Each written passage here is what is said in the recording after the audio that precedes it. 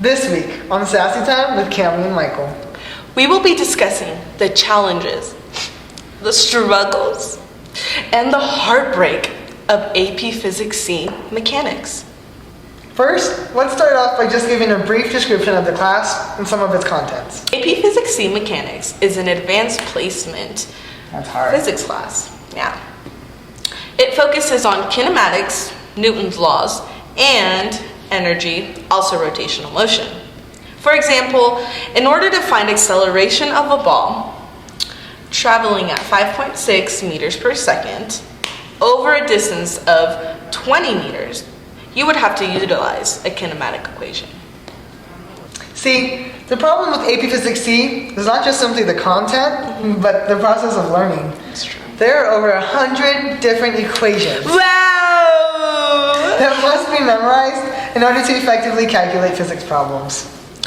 Now, we will be reading and answering concerns from our viewers about this hard-hitting topic. She said hard-hitting. So let's get started.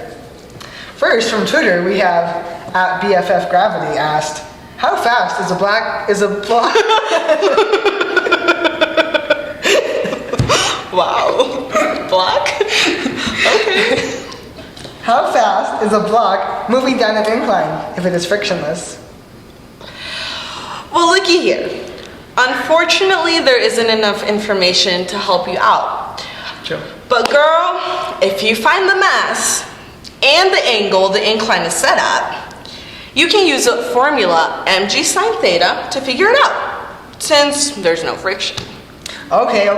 Let's look at a funny one. Not so basic. No, wait, listen. This one had me real weak. At Big Mass Judy said, y'alls, I need help. My baby daddy had the balls, the actual balls, to fit to tell me that if I throw one of those dang balls at the other dang ball, they would stick together and move at the same speed I threw it at. Is this true, or is he just pulling my weave? At Big Mass Judy, he's just pulling your weave. When objects collide, there are two types of collisions: elastic and inelastic collisions. Elastic collisions occur when the objects collide and go their own way. And inelastic is when the objects stick together, like you and your weave. Preach. Yeah, girl, Michael's right. But momentum is always conserved. Always. So initial momentum must be equal to final.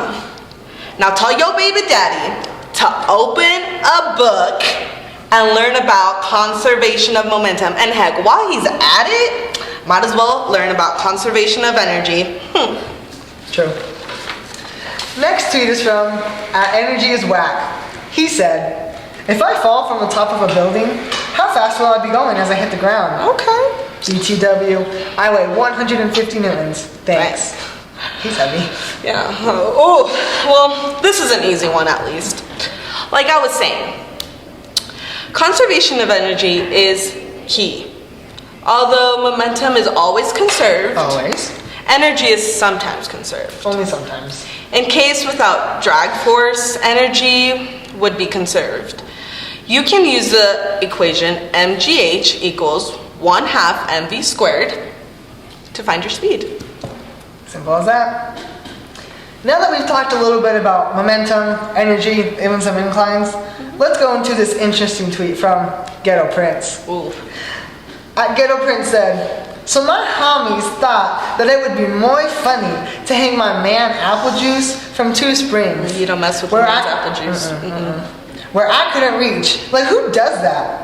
I am chiquito, you got it? Small. 5 foot, yeah. So they told me that I need to find what is called spring constant or something. Okay. So I need your help." All right. Well, first, Ghetto Prince, you need to get your English on check. Yeah, where did his high school education go? I seriously don't know. Yeah. Either way, so back to your issue. We need to know the mass. So let's assume it's about 0.500 kilograms, right? Sure, yeah. And now you need to know how to use Hooke's law. because you have to remember that each spring is supporting half of the total mass. Yep. All right, and now that you know the mass, you can use the formula F equals negative kx, whereas k is the spring constant, which you're looking for. And then you just kind of have to switch the formula around to equal k, which would be k equals negative F over x. Good job. But this is very important. Do not forget that force equals mg, which means mass gravity. And x is the distance that it's pulled from equilibrium, so the distance from 0. And now all you have to do is calculate, and to even make it easier, you can use 10 meters per second squared as gravity. Yeah. Now, Kaido Prince, you should be able to get your man apple juice with no problem, and hopefully a little smarter. Just saying. I hope so. Now, we have time to read one more moronic comment, so let's get to it. At Pop in Physics with an X, I will be starting my physics class in a few weeks. Oh, yeah. And I have no idea what to expect. I'm so nervous. I'm sweating in places I shouldn't. Literally. TMI. Please give me any tips you can to help ease my nerves and not come to class smelling like a wet dog. Thank you. Yeah, that is gross. Okay. Right. Well, AP Physics C is really reliant on calculus principles, which means that you're going to be deriving and integrating kind of a lot. So, to prepare, let's brush up on trig and pre-calc. Watch some YouTube videos, Khan Academy, great source. Those are good. All that good, okay? Yeah. Study up. And there's honestly nothing to be nervous about. False. No, really. But for everyone out there who just kind of needs a rundown and a quick review of the things that we went over, let's just go over what we talked about today. All right. So first, let's review our formulas.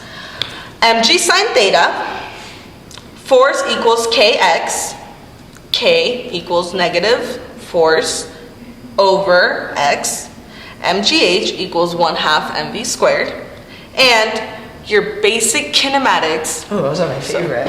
Please don't forget these.